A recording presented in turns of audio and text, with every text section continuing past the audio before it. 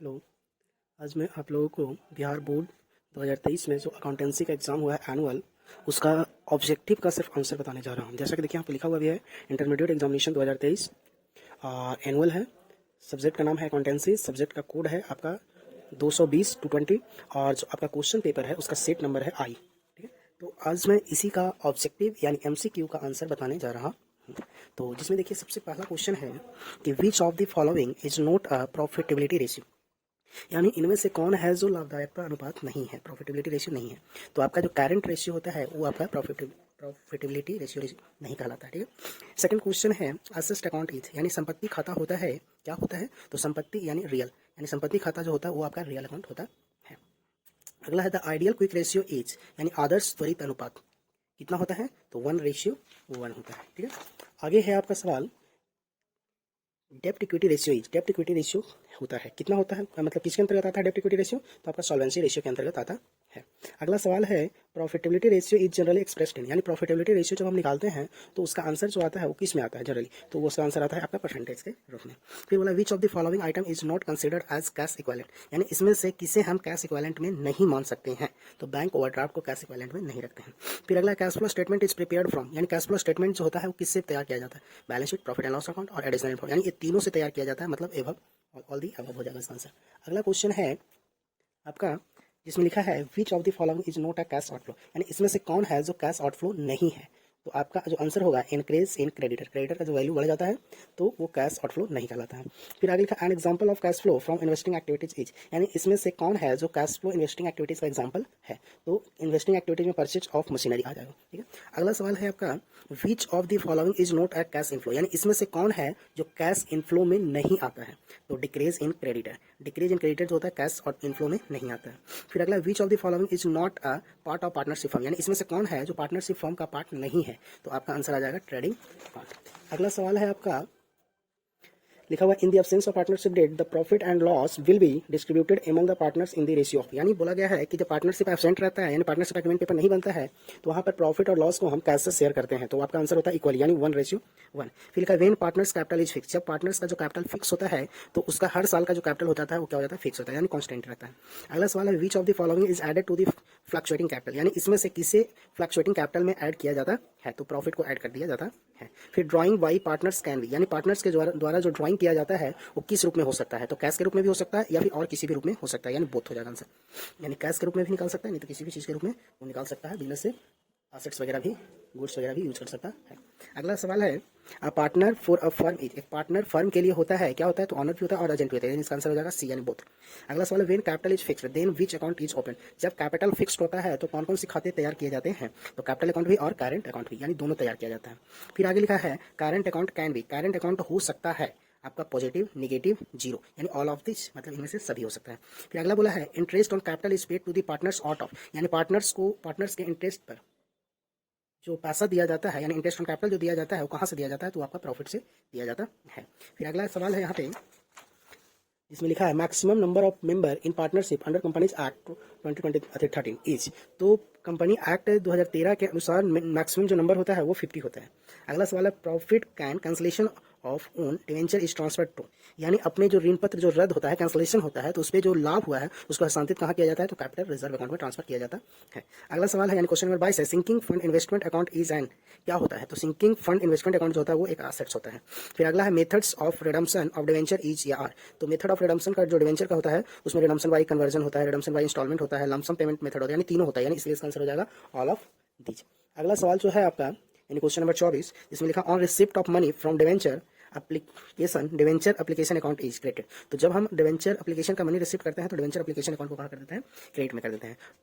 अगला सवाल है the objective of issue of debenture is, यानी इशू ऑफ डिवेंचर को इशू करने का जो उद्देश्य होता है वो इन्वेस्टमेंट इन न्यू प्रोजेक्ट में इन्वेस्ट करना, परचेज करना, मशीनरी को इंटीग्रेशन करना, यानी बोला जाए तो ऑल ऑफ दीज होता है। अगला सवाल है source of finance for the redemption of debenture is, यानी रिडम्पशन ऑफ डिवेंचर के लिए सोर्स ऑफ जो फाइनेंस होता है वो सब होता है, यानी प्रॉफिट भी होता है, कैपिटल भी होता है, amount receive from issue of fresh debenture, यानी सभी होता है, टोटल होता है, इसीलिए इसका आंसर हो गया ऑल ऑफ दी। अगला सवाल है debenture are what type of source of finance, यानी डिवेंचर जो है वो सोर्स ऑफ फाइनेंस का किस प्रकार का है? तो ये आपका लॉन्ग टर्म का होता है, यानी लंबे समय के लिए होता है। तो अगला सवाल आपका है क्वेश्चन नंबर 28 जिसमें लिखा हुआ है कैरेक्टरिस्टिक्स ऑफ डिवेंचर, डिवेंचर की जो विशेषता होती है वो क्या होता है? तो वो लॉन्ग टर्म अभी बताएं, रिडम्पशन भी होता है डिवेंचर, फिक्स इंटरेस्ट भी होता है डिवेंचर पे, इसके आंसर हो जाएगा ऑल ऑफ दीज। अगला सवाल है premium on issue of share can be used for, यानी जब हम प्रीमियम इशू ऑफ शेयर यानी जब शेयर को इशू करते हैं तो उसमें जो प्रीमियम होता है उसको हम यूज कर सकते हैं, तो इशू ऑफ बोनस शेयर के रूप में यूज कर सकते हैं। फिर लिखा है the maximum rate of interest on call in arrear in case of table F of the company act 2013, यानी कंपनी एक्ट जो 2013 है उसमें टेबल जो एफ है उसके अनुसार कॉल सिनेरियर पर कितना रेट मैक्सिमम के रूप में लग सकता है इंटरेस्ट रेट में, तो आपका आंसर हो जाता है 10%। अगला सवाल है company issue 10,000 share and application were received for 12,000 share then it will be called, जब कंपनी 10,000 शेयर को इशू करता है और उसे 12,000 शेयर रिसीव हो जाता है तो उसे हम क्या कहते हैं ओवर सब्सक्रिप्शन, यानी जितना इशू किया उससे ज्यादा आ गया है। अगला सवाल जो है आपका लिखा है which of the following is deducted from the called up capital to find out of out paid of capital, यानी बोला जाए तो कॉल्ड अप कैपिटल यानी बोला गया है कि प्रदत्त पूंजी जो होता है deducted from the called up capital, यानी कॉल्ड अप कैपिटल से जो डिडक्ट किया जाता है फाइंड करने के लिए out of paid of capital के लिए, तो मतलब कि कॉल्ड अप कैपिटल में से किसको डिडक्ट कर दिया जाता है, जो आपका पेड ऑफ कैपिटल होता है। तो कॉल्स इन एरिया को जब हटा देते हैं कॉल्ड अप में से तो वो आपका पेड ऑफ कैपिटल हो जाता है। फिर बोला difference between called up capital and paid of capital is called, यानी कॉल्ड अप कैपिटल और पेड ऑफ कैपिटल इन दोनों के बीच का जो डिफरेंस होता है उसे हम क्या कहते हैं एंड कॉल्ड अप कैपिटल कहते हैं। फिर आगे लिखा है क्वेश्चन नंबर 34, इसमें लिखा है which of the following is not a feature of equity share, यानी इसमें से कौन है जो इक्विटी शेयर का फीचर नहीं है। तो देखो इक्विटी शेयर लेने वाले को रिस्क भी होता है, उसको वोट देने का राइट भी होता है बोर्ड ऑफ डायरेक्टर में, और उसमें प्रॉफिट में भी उसका हिस्सा प्राप्त करने का अधिकार होता है, यानी कहने का मतलब वैल्यूएशन उसका अधिकार नहीं होता है।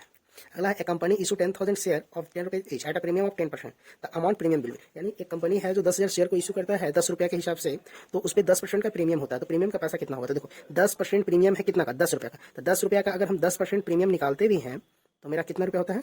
वन में 1 से मल्टीप्लाई करें 1, यानी 1 रुपया मेरा प्रीमियम होता है, तो 10,000 गुना 1 रुपया यानी 10,000 रुपया मेरा यहाँ पे प्रीमियम का पैसा हो गया। आगे का जो सवाल है इसमें लिखा गया है share can be issued at, share को इशू किया जा सकता है, तो कैसे इशू किया जा सकता है शेयर को भाई, तो पार पर भी किया जा सकता है, प्रीमियम पर भी किया जा सकता है, डिस्काउंट पर, यानी बोला जाता है ऑल ऑफ दिस पर इशू किया जाता है। फिर बोला नॉमिनल कैपिटल एज, अगला क्वेश्चन में नॉमिनल कैपिटल होता है मतलब कि क्या होता है, तो नॉमिनल कैपिटल को ऑथराइज कैपिटल और रजिस्टर्ड कैपिटल दोनों कहा जाता है, यानी इसका आंसर हो जाएगा सी यानी बोथ। अगला सवाल है जो 38 है उसमें क्या लिखा है ज्वाइंट स्टॉक कंपनी एज, तो ज्वाइंट स्टॉक कंपनी जो होता है वो नेचुरल अकाउंट नहीं, नेचुरल पर्सन नहीं होता है, ना ही पार्टनरशिप फॉर्म होता है, ये आपका आर्टिफिशियल पर्सन होता है। फिर आगे लिखा है capital reserve is credited out of, यानी कैपिटल रिजर्व को क्रेडिटेड किया जाता है कहाँ पे, तो प्रॉफिट ऑन रिवैल्यूएशन में, जब रिवॉल्यूशन का प्रॉफिट होता है तो उसमें भी कैपिटल रिजर्व को क्रिएट किया जाता है, जब हम कोई एसेट्स को बेचते हैं तो उसमें भी किया जाता है, किसी बिजनेस के क्या लिखा profit on purchase of business को जब फायदे में खरीदते हैं तो भी उसको किया जाता है, मतलब ओवरऑल ऑल ऑफ दी जिसका आंसर हो जाएगा। अगला जो सवाल है जिसमें लिखा है type of preference share are, preference share का प्रकार है, तो प्रेफरेंस शेयर आपका दो प्रकार का होता है, क्युमुलेटिव प्रेफरेंस शेयर और नॉन क्युमुलेटिव, यानी इसका आंसर हो जाएगा बी। फिर लिखा है in absence of partnership deed profit loss share by the partnership, यानी पार्टनरशिप एग्रीमेंट जब नहीं बनता है तो वहाँ पे प्रॉफिट एंड लॉस को कैसे बांटा जाता है। इक्वली देखिए ये क्वेश्चन आपका 2 बार पूछा है, एक तो यहाँ पर ये वर्ड में के रूप में पूछा गया था कि आपका प्रॉफिट और लॉस जो होता है एग्रीमेंट पेपर नहीं बनता है तो उस स्थिति में कैसे बनता है, तो यहाँ पर हमारा आंसर हुआ वर्ड में, और यही चीज को क्वेश्चन नंबर हम जब 12 में देखे थे तो 12 में भी यही चीज था कि आपका एब्सेंट रहता है तो पार्टनर्स प्रॉफिट एंड लॉस को कैसे बांटा जाता है, लेकिन यहाँ पर रेशियो के रूप में था और यहाँ पर आपका वर्ड के रूप में था, तो खैर दोनों क्वेश्चन सेम ही है, बस लिखने का तरीका अलग हो गया है। ठीक है, आगे लिखिए क्वेश्चन नंबर 42 में क्या लिखा है इन पार्टनरशिप, यानी पार्टनरशिप में पार्टनरशिप डेट एज, पार्टनरशिप में पार्टनरशिप डीड जो होता है एग्रीमेंट जो होता है वो क्या होता है, तो एकदम कंपलसरी होता है, होना एकदम जरूरी है, पार्टनरशिप एग्रीमेंट पेपर बनना एकदम जरूरी है। लिखा in partnership firm the liability of partnership, यानी पार्टनरशिप फर्म में पार्टनर्स की जो लायबिलिटीज होती है वो क्या होती है अनलिमिटेड होती है, लेकिन यही कंपनी में देखा जाए तो कंपनी में जो मेंबर्स की जो क्या बोलते हैं कंपनी में जो शेयर होल्डर्स होते हैं उनकी जो लायबिलिटीज होती है वो लिमिटेड होता है, जितना शेयर उनके पास है उतना ही उसके पास जिम्मेदारी है, लेकिन पार्टनरशिप में ऐसा नहीं होता है, पार्टनरशिप में अनलिमिटेड होती है। अगला जो सवाल है आपका लिखा गया है कि the registration of partnership firm as, यानी पार्टनरशिप फर्म का रजिस्ट्रेशन करवाना क्या होता है कंपलसरी होता है, एकदम जरूरी होता है। क्वेश्चन नंबर 45 में क्या लिखा है merit of an ideal partnership as, यानी पार्टनरशिप एज का जो आइडियल पार्टनरशिप यानी बोला जाए तो एक आदर्श साझेदार होते हैं उनके अंदर क्या क्या मेरिट होना है, यानी उसके अंदर क्या गुण होना चाहिए, तो म्यूचुअल ट्रस्ट एक दूसरे पर पहले भरोसा होना चाहिए पार्टनरशिप में, फिर ऑनरिंग पार्टनरशिप डेड यानी पार्टनरशिप जो डेड एग्रीमेंट पेपर बना है उसका सम्मान करना चाहिए, और ट्रू एंड फेयर अकाउंट यानी सही और साफ सुथरा अकाउंट भी बनाना चाहिए, यानी बोला जाए तो एक आदर्श पार्टनर की ये चारों गुण होती है, सॉरी तीनों गुण होता है। फिर आगे लिखा गुडविल इज, गुडविल क्या होता है भाई, तो एक रिपोर्टेशन होता है बिजनेस का, बढ़िया रिपोर्टेशन का रिजल्ट है, नेम का भी रिजल्ट है, फेम नेम फेम मतलब ये सब का है, यानी बोला जाए तो इसका आंसर ऑल ऑफ दिस हो जाएगा। फिर बोला टाइप ऑफ गुडविल इज यार, यानी गुडविल कितने प्रकार के होते हैं, देखिए यहाँ पर क्वेश्चन तो भले ही लिखा है टाइप, लेकिन ये जो ऑप्शंस दिया हुआ है वो आपका क्या बोलते हैं टाइप का नहीं दिया हुआ बल्कि ये नेचर का दिया हुआ है। ठीक है, गुडविल की ये नेचर होते हैं, रैट कैट एलिफेंट तो नहीं होता है, रैट कैट रैबिट और डॉग ये 4 होता है, ये नेचर होता है गुडविल। गुडविल का टाइप जो होता है वो 2 होता है। ठीक है, एक होता है सेल्फ जनरेटेड गुडविल और दूसरा होता है परचेज गुडविल, लेकिन फिलहाल भी हम क्या कर सकते हैं यहाँ पर चूंकि जब क्वेश्चन दिया हुआ है इसका ऑप्शन भी यही दिया हुआ है तो यहाँ पर आप अपना रैट और कैट गुडविल लगा सकते हैं, बट ये आपका गुडविल का प्रकार नहीं है, ये आपका गुडविल का नेचर है। ठीक है, फिर भी हम यहाँ पे लगा देते हैं डी लगा देते हैं रैट और कैट में, क्योंकि अब ऑप्शन दिया हुआ है सर क्वेश्चन भी दिया हुआ है तो अब हम क्या कर सकते हैं, बट ये आपका आंसर सही नहीं है। आंसर ऐसे एग्जामिनेशन पॉइंट ऑफ व्यू से आंसर आपका सही हो जाएगा, लेकिन रियल में जो गुडविल का जो टाइप के बारे में बोला गया है उसके मुताबिक ये आंसर सही नहीं है। फिर अगला लिखा है अब नॉर्मल प्रॉफिट इज, अब नॉर्मल प्रॉफिट होता है तो एक्चुअल एवरेज प्रॉफिट में से नॉर्मल प्रॉफिट को घटा देंगे तब नॉर्मल प्रॉफिट हो जाएगा। फिर यहाँ पे अगला क्वेश्चन यानी 49 में देखो न्यूमेरिकल टाइप का क्वेश्चन है जिसमें लिखा है profit of the last 3 year were 6000 6000 30,000 and 8000 respectively, यानी 3 साल का जो प्रॉफिट है वो 6, 13 एंड 8000 रिस्पेक्टिवली है। और गुडविल आपको निकालना है 2 ईयर परचेज के आधार पर एवरेज नेट प्रॉफिट। तो देखिए यहाँ पे गुडविल निकालने के लिए जो फॉर्मूला होता है सबसे पहले हम एवरेज प्रॉफिट निकालते हैं, शॉर्ट में लिख देते हैं एपी। तो इसका फॉर्मूला होता है TP button year, total year कितना होता है, तो टीपी मतलब टोटल प्रॉफिट यानी 6000 30,000 एंड 8000। अगर इन तीनों को हम मल्टीप्लाई करते हैं तो मेरा आता है 27,000 यानी के, और भागा देना है 3 साल का प्रॉफिट है 1 2 3, तो 3 से भागा दे देंगे तो यानी यहाँ पर हो जाएगा 9000 और परचेज ईयर से गुना कर दिया जाता है गुडविल निकालने के लिए। तो आपका गुडविल निकालने के लिए परचेज ईयर जो दिया हुआ है 2 दिया हुआ है, तो 9 में 2 से गुना कर देंगे तो 9 हो जाएगा 18, यानी आपका 18,000 आंसर आपका आ जाएगा। ठीक है, अगला goodwill is calculated when, goodwill को कैलकुलेट किया जाता है कब किया जाता है, तो जब एक पार्टनर रिटायर करता है तब भी, पार्टनर सॉरी इंटर्स है यहाँ पे प्रवेश करता है, एडमिशन होता है, एक नया पार्टनर का आता है तो भी गुडविल निकालते हैं, रिटायर करता है तो भी करते हैं, डेथ कर जाता है तब भी निकालते हैं, यानी इसका आंसर हो जाएगा ऑल ऑफ दीज, यानी हर एक कंडीशन में गुडविल को निकाला जाता है। अगला जो सवाल है 51 का है, the subscription for the current year are recorded in, यानी करंट ईयर के जो सब्सक्रिप्शन होता है उसको रिकॉर्ड किया जाता है कहाँ पे, तो इनकम एंड एक्सपेंडिचर अकाउंट पे। ठीक है, चलिए आगे क्या है, लिखा है receipt and payment account is, तो रिसिप्ट एंड पेमेंट अकाउंट एक रियल अकाउंट होता है। फिर बोला है income and expenditure account is related to, तो income and expenditure account related होता है करंट ईयर से। फिर बोला prepaid subscription for the organisation, यानी एक ऑर्गेनाइजेशन के लिए जो प्रीपेड सब्सक्रिप्शन होता है, यानी जो जिसको हम कह सकते हैं एडवांस चंदा जो होता है वो क्या होता है, तो एडवांस चंदा उसके लिए क्या होती है, लायबिलिटीज होती है। ठीक है, एडवांस चंदा क्या होता है, लायबिलिटी, जो सब्सक्रिप्शन जो होता है एक इनकम होता है। ठीक है, और अगर हम एडवांस में इनकम कर लेते हैं, मतलब उस काम को करने से पहले अगर हम पैसा ले लेते हैं तो हमारी ये जिम्मेदारी होती है कि जिसके लिए जो हम पैसा लिए हैं उसके काम को पूरा करना, यानी एडवांस में हम चंदा ले लिए हैं तो उस काम को पूरा करना मेरी रिस्पांसिबिलिटी है, यानी बोला जाए तो लायबिलिटीज है। फिर बोला the surplus of income and expenditure account is added, यानी इनकम एंड एक्सपेंडिचर अकाउंट से जो सरप्लस आता है उसे कहाँ जोड़ा जाता है, तो आपका कैपिटल फंड में जाकर जुड़ जाता है। जब balance sheet closing balance sheet बनाते हैं तो उसमें कैपिटल फंड में उसको हम जोड़ देते हैं। अगला सवाल है not profit organisation are established for, यानी बोला जाए तो एनपीओ जो होती है उसकी स्थापना किस लिए किया जाता है, तो ना ही एकाकी व्यापार यानी सोल प्रोप्राइटर्स के लिए किया जाता है, नहीं पार्टनरशिप के लिए, नहीं शेयर होल्डर्स के लिए, ये आपके सोसाइटी एंड मेंबर्स के सर्विस के लिए, वेलफेयर के लिए किया जाता है, इसीलिए यहाँ पे आंसर हो जाएगा आपका सोसाइटी। फिर बोला है non profitable organisation provide their service in the area of, यानी बोला जाए तो एनपीओ जो होती है वो किस एरिया में अपनी सर्विस को प्रोवाइड करती है, तो एजुकेशन के क्षेत्र में भी देती है, रिलीजियस धार्मिक क्षेत्र में भी देती है और वेलफेयर में देती है, यानी इसका आंसर हो जाएगा ऑल ऑफ दी। अगला लिखा विच of the following is not a source of income, यानी इसमें से कौन है जो सोर्स ऑफ इनकम नहीं है, किसके लिए, नॉन प्रॉफिटेबल ऑर्गेनाइजेशन के लिए, यानी एनपीओ के लिए इसमें से कौन है जो इनकम का स्रोत नहीं है, तो देखो डोनेशन ये इनकम होता है, सब्सक्रिप्शन भी इनकम होता है, ग्रांट्स यानी सरकारी अनुदान भी होता है, ये भी आपका इनकम होता है, लेकिन depreciation not for profit organisation के लिए इनकम नहीं होता, इसलिए इसका आंसर डी बी हो जाएगा। फिर आगे लिखा है the basis for a partnership on income and expenditure account is, यानी इनकम एंड एक्सपेंडिचर अकाउंट जो तैयार किया जाता है वो किसके आधार पर किया जाता है, तो वो आपका रिसिप्ट एंड पेमेंट अकाउंट के आधार पर तैयार किया जाता है। अगला जो कुछ सवाल है आपका इसमें लिखा है receipt and payment account is a summary of, receipt and payment account summary किसका होता है, कैश बुक के जैसा होता है। फिर यहाँ पे लिखा है if the total of the last 4 year are 53,000 अथवा 52,000 then average profit will be, यानी बोला जाए तो कहने का मतलब है कि जो लास्ट 4 ईयर यानी अंतिम 4 सालों का जो प्रॉफिट एवरेज प्रॉफिट है वो 52,000 रुपया है, सॉरी कुल लाभ यानी टोटल लाभ है 4 साल का जो इतना है, सॉरी पिछले 4 साल का जो टोटल प्रॉफिट है वो 52,000 रुपया है, तो इसके लिए एवरेज प्रॉफिट क्या होगा, तो एवरेज प्रॉफिट का भी फार्मूला हम बताए थे टीपी बटा ईयर, टोटल ईयर, तो टोटल प्रॉफिट हो गया 52,000 और ईयर हो गया आपका 4, तो 52 में 4 से भागा दे देंगे तो 13 चौके 52 यानी 13 4 52 होता है, यानी आपका आंसर हो जाएगा बी। ठीक है, फिर आगे लिखा फर्म इज रिकॉन्स्टिट्यूटेड, यानी फर्म की रिकॉन्स्टिट्यूशन कब किया जाता है, एडमिशन में भी, डेथ में भी, रिटायरमेंट में भी, रिकॉन्स्टिट्यूशन चेंजिंग प्रॉफिट सब में होता है, बट यहाँ पर आंसर मेरा है एडमिशन और डेथ, सॉरी ऑप्शन है एडमिशन और डेथ, तो इसका आंसर मेरा सी हो जाएगा। अगला है sacrificing ratio as, sacrificing ratio का जो फार्मूला होता है क्या होता है, तो ओल्ड में से न्यू को घटा देंगे तो सैक्रिफाइसिंग रेशियो निकल जाता है। फिर बोला profit and loss sharing ratio of receiving partner, यानी प्रॉफिट एंड लॉस का जो शेयरिंग रेशियो होता है रिसीव करने वाले पार्टनर्स का वो या तो बढ़ जाता है नहीं तो घट जाता है, यानी दोनों हो सकता है, यानी ए और बी दोनों हो सकता है। फिर लिखा है revaluation account is, revaluation account जो होता है वो नॉमिनल अकाउंट होती है। फिर लिखा है the part of called up capital which has been actually received from the share holders is known, यानी कॉल्ड अप कैपिटल का वो पार्ट जो एक्चुअली में शेयर होल्डर से रिसीव होता है उसे हम क्या कहते हैं, पेड अप कैपिटल कहते हैं।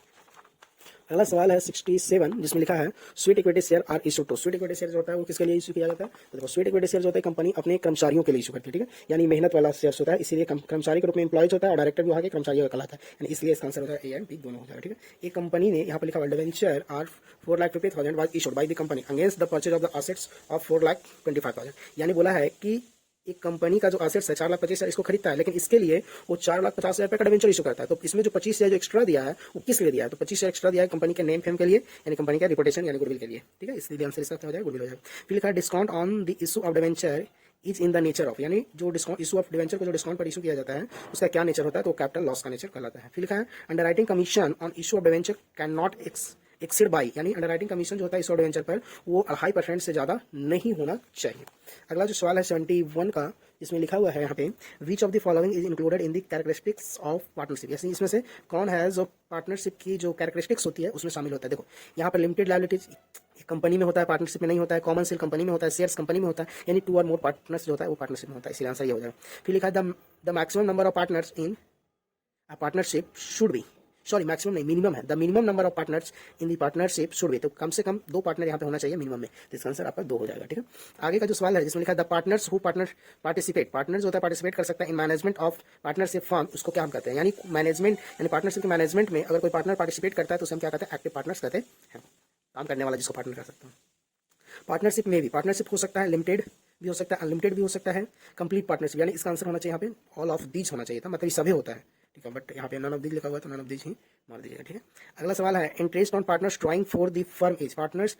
की जो ड्राइंग होती है उस पर जो ब्याज होता है वो फर्म के लिए क्या होता है, यानी पार्टनर फर्म से पैसा निकालेगा उस पर जो ब्याज देगा तो फर्म के लिए क्या होता है, वो इनकम हो जाता है। अगला जो सवाल है 76 में जिसमें लिखा हुआ है partners who have advance loan to the firm received interest, यानी पार्टनर्स अगर फर्म को लोन एडवांस देता है तो उस पर जो उसको ब्याज मिलेगा वो कितना % मिलेगा, तो 6% मिलेगा। फिर बोला generally interest on capital is considered as, यानी इंटरेस्ट ऑन कैपिटल को हम कंसिडर कर सकते हैं क्या के रूप में, तो एक्सपेंस के रूप में, वो फर्म के लिए क्या होता है, एक्सपेंस कहलाता है। ठीक है, फिर आगे लिखा है पार्टनरशिप डीड में भी, पार्टनरशिप एग्रीमेंट हो सकता है, रिटर्न में भी हो सकता है, ओरल में भी हो सकता है, यानी लिख कर और मुंह से बोलकर भी किया जा सकता है, इसलिए इसका आंसर सी हो जाएगा। ठीक है, अगला जो सवाल है 79 जिसमें लिखा है content of partnership deed include, यानी इसमें से कौन है जो पार्टनरशिप डीड में डीड जो एग्रीमेंट पेपर बनता है उसमें कौन से कंटेंट है जो इंक्लूड किया जाता है। तो देखो फर्म का नेम भी होता है, फर्म बिजनेस का भी नेम होता है और एड्रेस भी होता है, यानी सबको इस्तेमाल किया जाता है, इसलिए इसका आंसर डी हो जाएगा। अब 80 में देखते हैं, 80 में क्या लिखा है, right of partner do not include, यानी पार्टनर्स के अधिकार शामिल नहीं होते, right of partner do not includes, तो right to retire, right to profit, rights to participate in business, right to dissolution, तो राइट टू रिटायर इसका आंसर हो जाएगा, शामिल नहीं होता है। फिर वाला balance sheet is, balance sheet क्या होता है, तो एक स्टेटमेंट होता है, अकाउंट नहीं होता है। ठीक है, अगला सवाल है 82 में financial statement is the product of accounting process, यानी इसमें से फाइनेंशियल स्टेटमेंट जो है वो प्रोडक्ट ऑफ अकाउंटिंग प्रोसेस में क्या आता है, तो सबसे अंत में आता है। ठीक है, फाइनल स्टेटमेंट मतलब कि जो बैलेंस शीट बनता है वो सबसे लास्ट में बनता है अकाउंटिंग प्रोसेस में, पहले journal ledger trial balance trading account profit and loss account, उसके बाद लास्ट में बैलेंस शीट बनता है। ठीक है, तो अकाउंटिंग प्रोसेस में जो फाइनेंशियल स्टेटमेंट यानी जिसको हम अकाउंट को कहते हैं, जैसे यहाँ पे देखें बैलेंस शीट लिखा होना है तो बैलेंस शीट को हम स्टेटमेंट कहते हैं, फाइनेंशियल स्टेटमेंट, तो फाइनेंशियल स्टेटमेंट जो होता है सबसे लास्ट में आता है। फिर आगे लिखा profit and loss account is called, profit and loss account को हम क्या कर सकते हैं, तो इनकम स्टेटमेंट होता है। फिर आगे लिखा हुआ क्वेश्चन नंबर 84 में under which head are preliminary expense show in the balance sheet, यानी बैलेंस शीट में प्रिलिमिनरी एक्सपेंस किसके अंतर्गत, कौन से हेड के अंतर्गत दिखाया जाता है, तो आपका मिसलेनियस एक्सपेंस के अंतर्गत। अगला क्वेश्चन होता है 85 विच of the following is not a profit, sorry which of the following is not a part of financial statement of a company, एक कंपनी में इनमें से कौन है जो फाइनेंशियल स्टेटमेंट का पार्ट नहीं होता है, तो आपका लेजर अकाउंट होता है। अगला सवाल है general reserve is show under which head of balance sheet, balance sheet में जनरल रिजर्व को हम किसके हेड के अंतर्गत शो करते हैं, तो आपका होता है कैपिटल रिजर्व एंड सरप्लस के अंतर्गत। फिर बोला current assets on the assets side और balance sheet of the company include, यानी करंट एसेट्स में जो असेट साइड इंक्लूड किया जाता है तो इसमें कौन शामिल किया जाता है, ये तीनों आपका करंट एसेट्स में आता है, यानी आंसर हो जाएगा D. Balance sheet provides information about the financial position of the firm, balance sheet जो होता है वो इन्फॉर्मेशन प्रोवाइड करता है फाइनेंशियल पोजीशन एक फर्म का, तो at a particular period of time, यानी एक निश्चित पॉइंट ऑफ टाइम पे ये शो करता है फाइनेंशियल पोजीशन को। अगला क्वेश्चन है 89 जिसमें लिखा है वेयर इज डेबिट बैलेंस और profit and loss account show, यानी debit balance profit and loss account का जो डेबिट बैलेंस होता है उसको कहाँ दिखाया जाता है, तो आपका आंसर हो जाएगा रिजर्व एंड सरप्लस में, यानी जब बैलेंस शीट बनाते हैं तो रिजर्व एंड सरप्लस के अंतर्गत प्रॉफिट एंड लॉस अकाउंट करके दिखाया जाता है। फिर बोला current assets does not include, current assets इसमें शामिल नहीं होता है, तो किसमें शामिल नहीं होता है इसमें भाई, तो इसमें ये भी करंट एसेट्स है, ये भी है, यानी बिल्डिंग नहीं होता है। ठीक है, रियलाइजेशन अकाउंट एक नॉमिनल अकाउंट होता है, नाममात्र खाता। फिर legal expense are recorded in which side of realisation expense, realisation expense के किस साइड में लीगल एक्सपेंस को शो किया जाता है, तो आपका डेबिट साइड में शो किया जाता है। अगला जो सवाल है इसमें लिखा the profit and loss of realisation account is shared by the partners in, profit and जो लॉस होता है रियलाइजेशन अकाउंट का वो पार्टनर्स के द्वारा शेयर किया जाता है किस रेशियो से, जो एग्रीमेंट में जो लिखा था प्रॉफिट एंड लॉस रेशियो उसी से बांटा जाता है। ठीक है, जब एग्रीमेंट में नहीं लिखा हुआ है तब हम इक्वल बांटते हैं, नहीं तो फिर प्रॉफिट एंड लॉस रेशियो से ही बढ़ेगा। अगला on dissolution of firm bank overdraft is transfer to, यानी फर्म के डिसोल्यूशन में बैंक ओवरड्राफ्ट को ट्रांसफर करते हैं कहाँ पे सर, तो रियलाइजेशन अकाउंट में ट्रांसफर कर देते हैं। ऑन डिसोल्यूशन ऑफ फर्म के डिसोल्यूशन पे पार्टनर्स लोन अकाउंट को ट्रांसफर कहाँ करते हैं, तो पार्टनर्स लोन अकाउंट को जो ट्रांसफर किया जाता है वो कैश एंड बैंक अकाउंट में किया जाता है। ठीक है, तो यहाँ पे कैश एंड बैंक नहीं है, इसलिए इसका आंसर हो जाएगा नन ऑफ दिस।